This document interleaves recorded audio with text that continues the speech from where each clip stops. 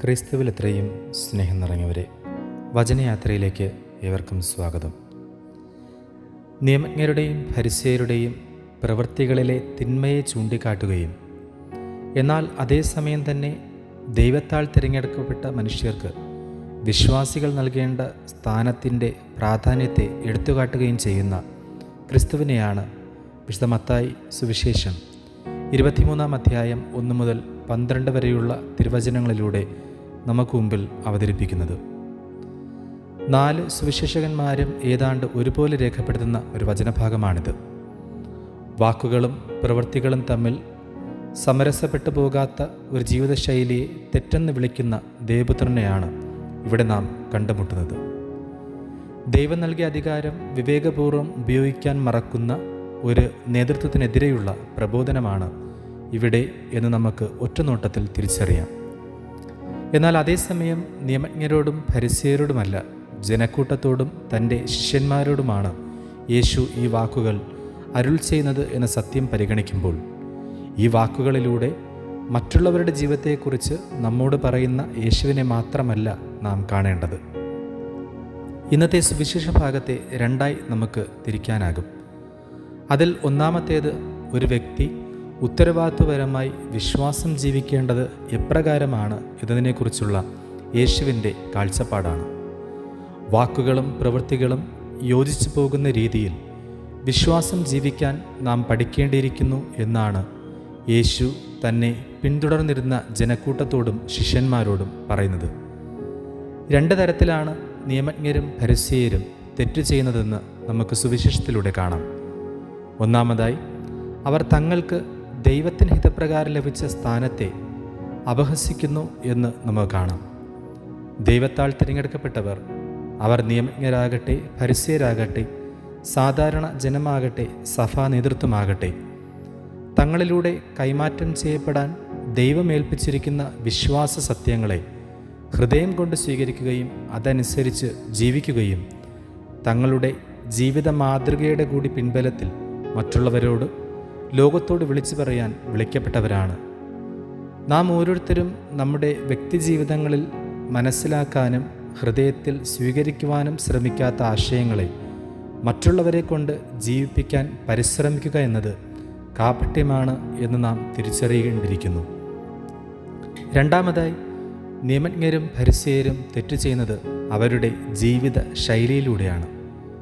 മോശയുടെ നിയമപാരമ്പര്യമനുസരിച്ച് പ്രാർത്ഥനയുടെ സമയത്ത് വചനമെഴുതിയ ചുരുളുകൾ നെറ്റിയിലും കൈകളിലുമൊക്കെ ധരിച്ച് വീതിയേറിയ തൊങ്ങലുകളുള്ള വസ്ത്രങ്ങൾ അണിഞ്ഞാണ് അവർ നിന്നിരുന്നത്. ഇത് അവരുടെ വിശ്വാസത്തെയും ഭക്തിയുമൊക്കെ കാണിക്കുന്നതിന് വേണ്ടി കൂടിയായിരുന്നു. ഒരു തരത്തിൽ മറ്റുള്ളവർക്ക് സാക്ഷ്യത്തിനായി കൂടിയാണ് അവർ ഇത് ചെയ്തിരുന്നത്. ഇത്തരം പ്രവൃത്തികൾ അവയിൽ തന്നെ തെറ്റാണെന്ന് യേശു വിധിക്കുന്നില്ല. എന്നാൽ ഇത്തരം പ്രവൃത്തികളിലൂടെ വിരുന്നുകളിൽ പ്രമുഖ സ്ഥാനവും, സിനഗോഗുകളിൽ പ്രധാന പീഠവും, നഗരവീഥികളിൽ അഭിവാദനവും, റബ്ബി, ഗുരു എന്ന അഭിസംബോധനയും ആഗ്രഹിച്ചാണ് അവർ ഇത് ചെയ്യുന്നത് എന്നതിലാണ് വചനം അവരെ കുറ്റം വിധിക്കുന്നത്. ജീവിതത്തിൽ ദൈവവചനം എഴുതപ്പെടേണ്ടത് നെറ്റിയിലും വസ്ത്രത്തിലും മാത്രമല്ല, അതിലുപരിയായി ഹൃദയത്തിലാണെന്ന് സത്യം മറക്കുന്ന ഓരോ നേതൃത്വവും വിശ്വാസികളും ഇന്ന് ചെയ്യുന്ന തെറ്റും നിയമജ്ഞരുടെയും ഫരിസേയരുടെയും തെറ്റു തന്നെയാണ്. വാക്കുകളിലൂടെയും പ്രഘോഷണത്തിലൂടെയും ആഘോഷങ്ങളിലൂടെയുമൊക്കെ നാം മറ്റുള്ളവർക്ക് നൽകുന്ന സാക്ഷ്യത്തേക്കാൾ സത്യസന്ധവും ആധികാരികവുമായ ജീവിതത്തിലൂടെ നൽകുന്ന സാക്ഷ്യമാണ് മറ്റുള്ളവരെ ദൈവത്തിലേക്കും വിശ്വാസ ജീവിതത്തിലേക്കും നയിക്കുകയെന്ന് ഇന്നത്തെ സഭാ അൽമായ നേതൃത്വങ്ങളെയും നാം ഓരോരുത്തരെയും തിരുവചനത്തിലൂടെ യേശു ഉദ്ബോധിപ്പിക്കുകയാണ്.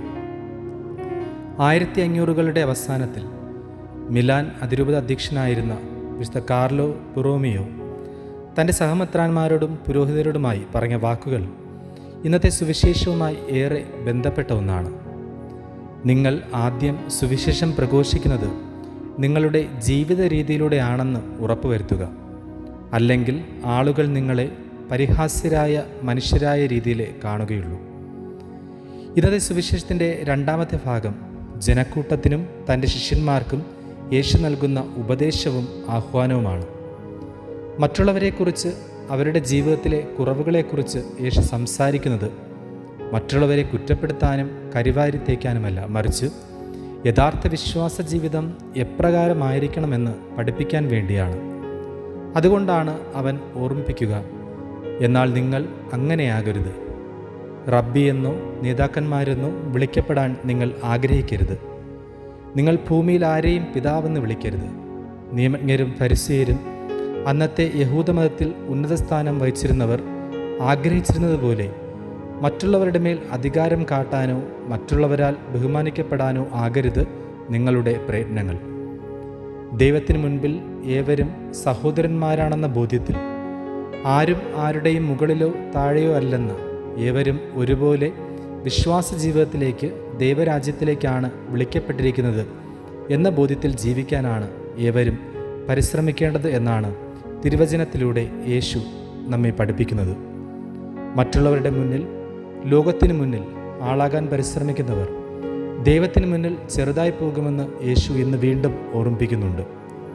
യേശു മറ്റുള്ളവരുടെ ജീവിതത്തെ എടുത്തു കാണിച്ച് എപ്രകാരം ജീവിക്കരുത്, എപ്രകാരം ജീവിക്കണം എന്ന ഉപദേശങ്ങൾ നൽകുമ്പോൾ അവൻ പറയാതെ വ്യക്തമാക്കി തരുന്ന ചില സത്യങ്ങൾ, അവൻ പറയാതെ കാട്ടിത്തരുന്ന ചില പ്രവൃത്തികൾ നമുക്ക് മുന്നിലുണ്ട്.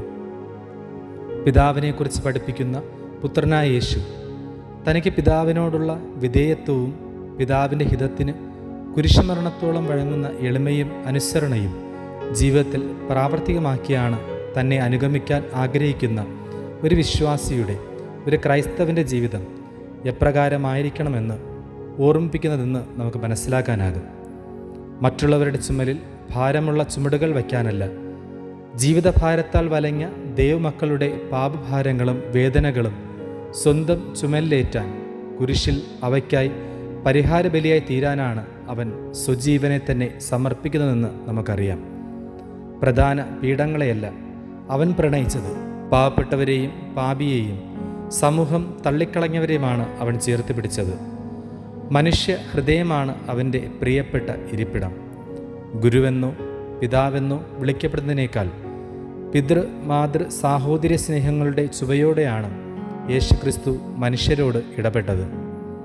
വചനം തൻ്റെ ഉദരത്തിൽ മാംസമായപ്പോൾ സേവനത്തിൻ്റെ പാതയെ തിരഞ്ഞെടുത്ത, ദൈവത്തിനായി സ്വജീവിതം മുഴുവൻ സമർപ്പിച്ച പരിശുദ്ധ അമ്മയുടെ ജീവിത മാതൃക നമുക്ക് മുന്നിലുണ്ട്.